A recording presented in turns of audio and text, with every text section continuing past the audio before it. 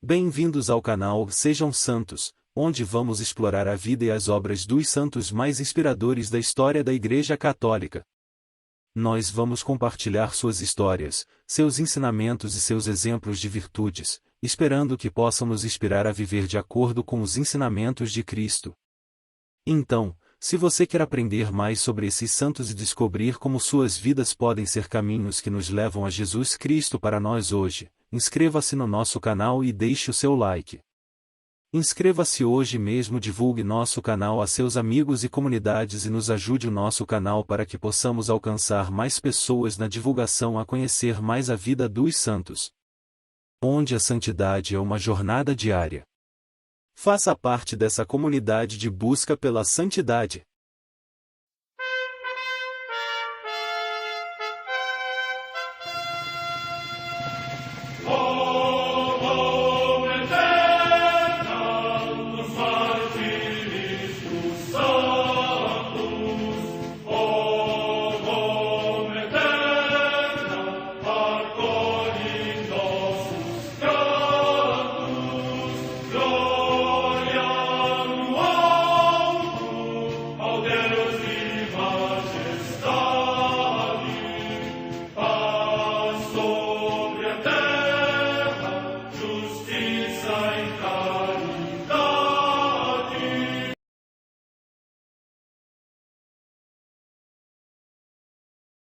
Ler a vida dos santos desperta em nós o desejo de seguir a Cristo. Através de suas vidas podemos aprender as virtudes, a sabedoria e o amor de Deus. Cada santo nos oferece um modelo de vida a ser imitado, como diz São Paulo na carta aos Hebreus, capítulo 12, versículo 1. Estamos rodeados por uma nuvem de testemunhas. A Igreja foi fundada por nosso Senhor Jesus Cristo não apenas como uma instituição, mas uma autêntica família. Os santos mártires, confessores, doutores, as virgens, os santos pastores e todos os demais santos são realmente nossos irmãos que nos precederam no caminho da fé e já estão no céu, para onde também iremos nós, pela graça de Deus. Portanto, sede santos, assim como o vosso Pai Celeste é santo. Mateus capítulo 5, versículo 48. Hoje, dia 17 de abril, celebra a Igreja a vida dessa grande Santa Catarina Tecavita. A Santa Madre Igreja celebra também nesse dia os santos. Em Melitene, na antiga Armênia, hoje na Turquia, os santos mártires Pedro, diácono, e Hermógenes, seu auxiliar. Morte no século IV.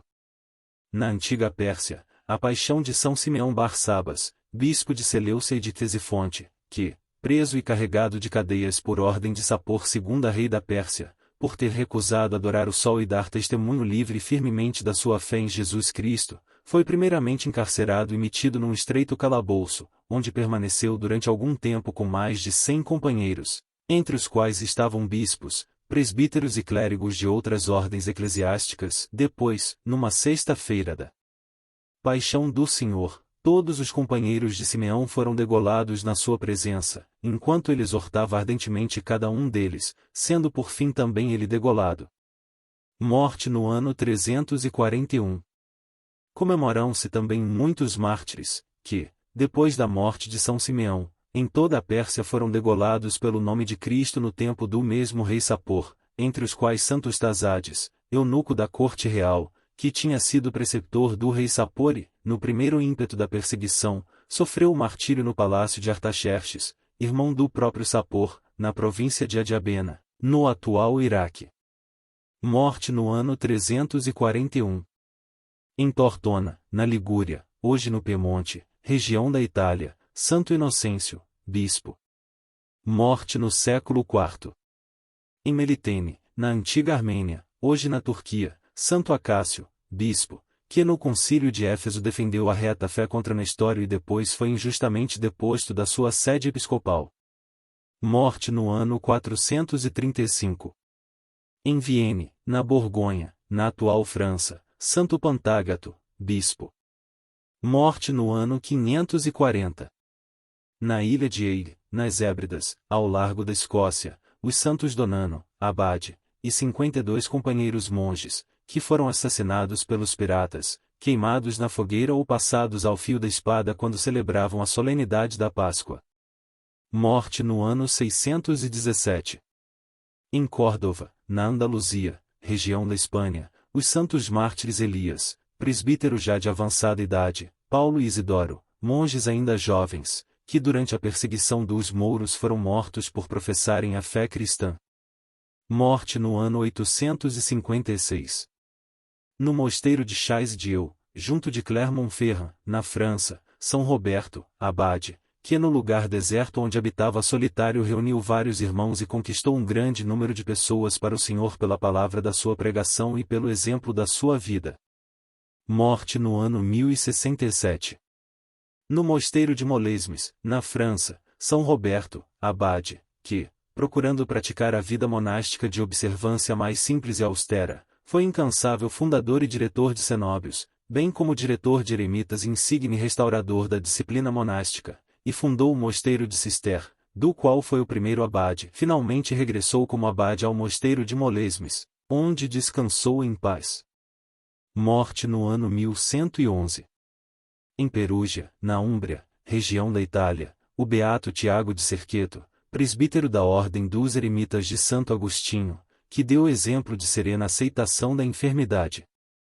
Morte no ano 1367.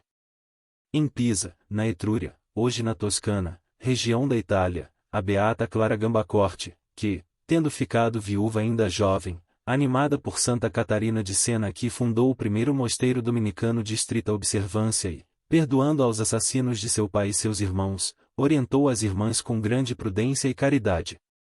Morte no ano 1419. Em Madrid, na Espanha, a beata Mariana de Jesus, Mariana Navarro de Guevara, virgem, que, vencendo a oposição do pai, tomou o hábito da Ordem de Nossa Senhora das Mercês e ofereceu as suas orações e penitências especialmente pelos mais necessitados e aflitos. Morte no ano 1624. Em Londres, na Inglaterra, o beato Paulo de Santa Madalena, Henrique Helfe, presbítero da Ordem dos Frades Menores e mártir, que, no reinado de Carlos I, foi condenado à morte em Tibur por causa da sua condição de sacerdote. Morte no ano 1643. Um exemplo da liberalidade de Deus para com aqueles que não põem obstáculos à graça divina. Sua vida prova como a graça operou maravilhas na floresta norte-americana. Cateri, eu te batizo em nome do Pai, do Filho e do Espírito Santo, disse pausadamente o missionário, enquanto derramava água purificadora sobre a cabeça de uma jovem índia norte-americana de 19 anos, até então chamada Tecavita. Num gesto de gratidão e admiração, ela cobriu a face com as mãos. Assim foi ela recebida na Santa Igreja Católica, com o nome de Cateri ou Catarina. Foi uma cerimônia singela, como singela era a alma da recém-batizada. Contudo, o oficiante, um missionário jesuíta francês, emocionou-se. Foi o momento mais feliz de meu ministério, recordaria ele anos mais tarde. O que encheu tanto de admiração esse sacerdote? O que transformou essa filha de uma feroz nação indígena numa brilhante estrela do firmamento da Igreja? A resposta se resume nesta única palavra: e graça. Catarina é um exemplo da liberalidade de Deus para com aqueles que não põem obstáculos à graça divina. Sua vida prova como a graça operou maravilhas na floresta norte-americana antes mesmo de ali se firmar a influência da civilização europeia. À procura do belo, numa infância atribulada. Ela nasceu em abril de 1656, num aldeamento localizado no atual estado de Nova York. Seu pai era um chefe dos Mohawk, um dos 5 ramos em que então se dividiam os iroqueses, hostis à presença de missionários na região. Sua mãe pertencia a uma tribo mais pacífica e era cristã, mas, sendo prisioneira de guerra desde a infância, via-se reduzida a praticar a fé no isolamento e em segredo. Mesmo nessas condições adversas, ela nunca esqueceu as verdades fundamentais do catolicismo e plantou as sementes da fé na alma de sua filha.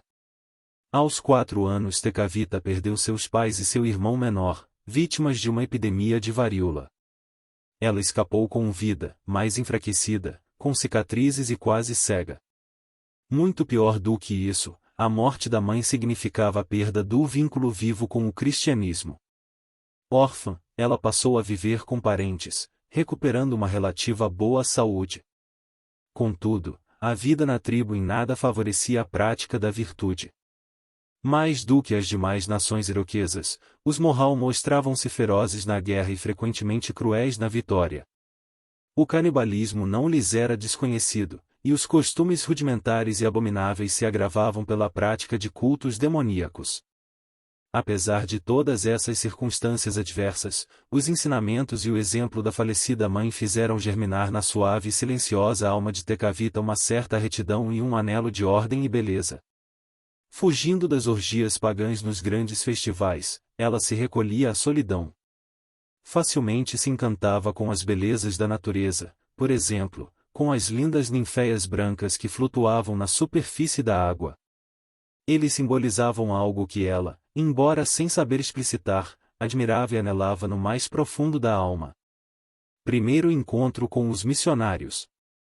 Aos 11 anos, um acontecimento a marcou profundamente.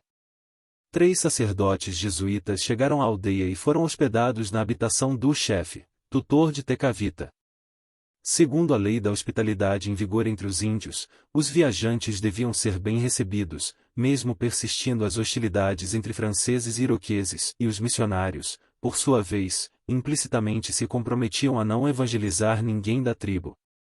A menina encontrou-se, assim, na feliz circunstância de servir a refeição aos hóspedes. Nunca antes ela tinha visto um europeu. Timidamente, ofereceu a um dos 3 uma posta de carne de cachorro ainda gotejante de sangue. Ele aceitou e disse-lhe com bondade: "E muito obrigado, minha filha, e que Deus te abençoe." Os 3 sacerdotes fizeram o sinal da cruz e as orações de costume, antes de iniciar a refeição. Nos dias seguintes, discretamente, para não incorrer na ira de seus parentes, ela observava admirada a dignidade desses ministros de Deus no trabalho, na oração e na conversa. Desejava muito tocar o crucifixo que eles levavam nas visitas aos doentes. Em segredo, tentava fazer o sinal da cruz e do fundo de sua alma brotava uma ardente prece: "Ó Deus, ajudai-me a vos conhecer e amar." Primeira índia a fazer voto de virgindade. O tempo passava, e essa graça frutificava na alma da inocente jovem. Sua humilde existência era marcada pelo serviço dócil à família que lhe deu acolhimento, trabalhos manuais, nos quais ela revelava excelente habilidade, cuidado dos doentes e idosos da aldeia. As crianças especialmente eram atraídas por sua afetuosa personalidade. À sua maneira, ela dispensava tanto tempo quanto possível à contemplação. Sua alma tinha sede de Deus, e essa sede não fez senão crescer ao longo de sua curta vida. Assim chegou Catarina aos 17 anos de idade. Segundo as tradições dos iroqueses, para ela só havia um caminho, o de casar-se com algum guerreiro da tribo. Competia aos parentes a escolha do noivo, problema, aliás, fácil de resolver em se tratando da família de um cacique. Organizou-se para isto uma festa, para a qual foram convidados um valente guerreiro e seus familiares. Tecavita ficou encarregada de preparar os pratos de costume e, sem desconfiar de nada, aqueceu em vestir-se com os festivos trajes e ornamentos próprios à sua categoria de filha de cacique. Quando viu chegarem os convidados, ela ficou um tanto inquieta, mas só percebeu inteiramente o jogo na hora de servir ao jovem a refeição. Segundo o costume iroquês, o casamento se efetuava pelo simples fato de ela passar a seu noivo o prato tradicional na presença de ambas as famílias. Demonstrando uma firmeza de resolução geralmente oculta sob sua costumeira suavidade, lançou ao chão o tradicional prato e fugiu. Retornando horas mais tarde, depois da apressada partida dos hóspedes, ela teve de suportar a fúria dos parentes. Durante cerca de 1 ano, até esgotar-se sua saúde, ela foi tratada como escrava da família, que pretendia pela força quebrar sua vontade. Calmamente, ela deixou passar a tempestade, sofrendo em paz. Que se passou no coração dessa adolescente, que não era batizada e nunca ouvirá falar de virgindade, capaz de levá-la a recusar com tanta decisão o que hoje se chama um bom partido? A pergunta fica sem resposta. Pode-se, porém, conjeturar algo a partir do fato de que poucos anos depois ela, já cristã, foi a primeira índia a fazer voto formal de virgindade. A graça do batismo. Com jeito, os missionários jesuítas conseguiram estender seu trabalho de evangelização até mesmo aos terríveis iroqueses. A instrução catequética era dada a pequenos grupos na aldeia, mas a futura beata estava proibida de frequentá-la.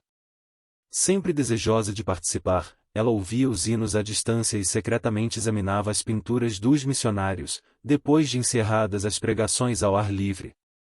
Seu isolamento era penoso, mas finalmente Deus interveio. Certo dia, em suas rondas pela aldeia, um missionário passou diante da habitação do tio de Tecavita. Rezando em silêncio, ele pretendia continuar seu caminho, mas um impulso irresistível o fez entrar. Junto com algumas mulheres de mais idade, ela estava calmamente trabalhando na obscuridade. Para ela, a entrada do sacerdote representou quase como uma visão, e foi uma oportunidade enviada por Deus. Abandonando sua habitual reserva, ela expôs-lhe suas lutas para praticar as virtudes e seus desejos de ser batizada.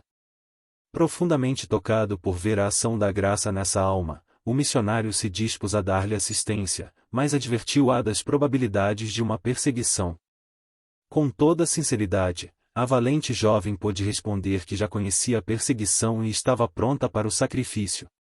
Ele então providenciou sua instrução formal. Surpreendentemente, sua família não se opôs.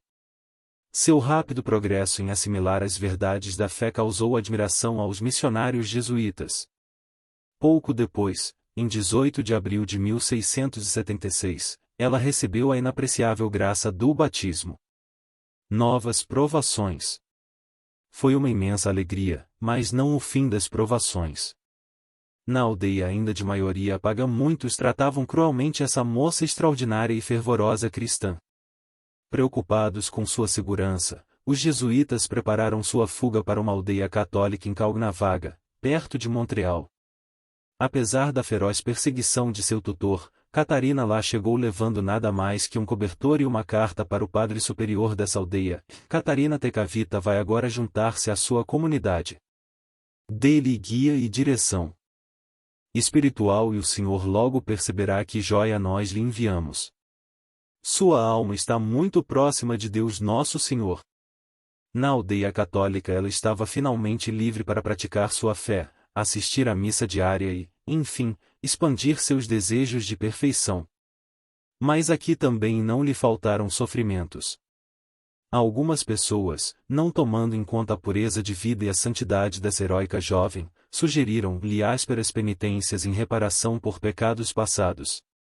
Ela quase perdeu totalmente sua frágil saúde com as severas austeridades às quais se submeteu, afligindo-se por pecados que nunca lhe tinham sequer passado pela cabeça. Outras pessoas, mal orientadas, murmuravam a respeito de suas ausências durante as horas de recreação. Uma nuvem de suspeita desceu sobre ela, estendendo-se ao sacerdote que dirigia sua alma. Uma tosca cruz gravada num tronco de árvore, e o espaço muito pesado em torno dela, serviram de eloquentes testemunhas para justificar suas ausências e restaurar seu bom nome. Esta provação, contudo, partida da comunidade cristã, foi para ela especialmente dolorosa. Partida para o céu. Aos poucos, os habitantes da aldeia começaram a perceber sua santidade e a considerá-la com respeito e admiração. Catarina só pode ser encontrada em seu caminho para a igreja, para os pobres e para os campos, diziam eles. Até mesmo os franceses habitantes de uma aldeia próxima não escondiam sua admiração por aquela garota índia que vive como uma freira, assim a qualificavam. Embora reservada, Catarina se apresentava sempre bem disposta e alegre com todos, e diligente no serviço aos idosos e doentes. As tribulações e as austeridades de sua vida em breve acabaram com sua saúde. Com alegria sobrenatural sentiu ela aproximar-se o seu fim. Durante a quaresma de 1680, alguém lhe perguntou o que ofereceria a Jesus.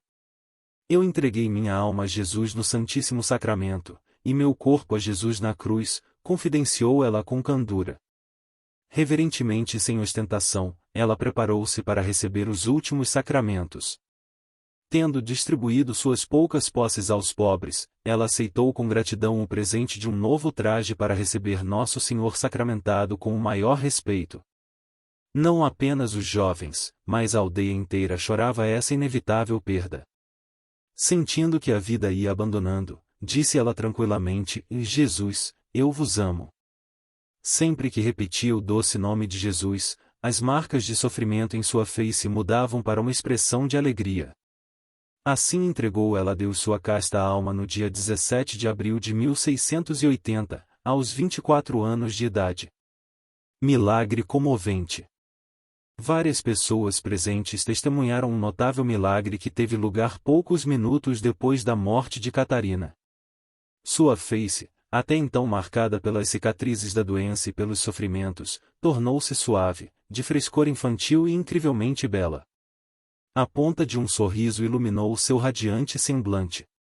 Todos os circunstantes se mostravam surpresos. Até mesmo os duros guerreiros índios comoveram-se até as lágrimas à vista deste lindo fato. Com este semblante milagroso, desceu à sepultura. Quebrando os costumes indígenas, ela foi enterrada em um caixão e, assim, seus preciosos restos mortais puderam ser facilmente preservados. Em 22 de junho de 1980, o Papa João Paulo II a proclamou bem-aventurada. É a primeira índia norte-americana a receber essa glória. Em 18 de fevereiro de 2012, o Papa Bento XVI anunciou na Basílica de São Pedro a sua canonização em 21 de outubro de 2012. Padroeira. Ao lado de São Francisco de Assis, a bem-aventurada Catarina Tecavita foi honrada pela Igreja com o título de padroeira da ecologia e do meio ambiente. Oração.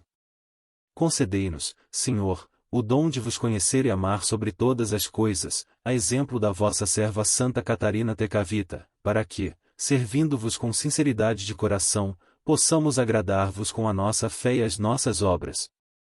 Por nosso Senhor Jesus Cristo na unidade do Espírito Santo. Amém. Santa Catarina Tecavita, rogai por nós.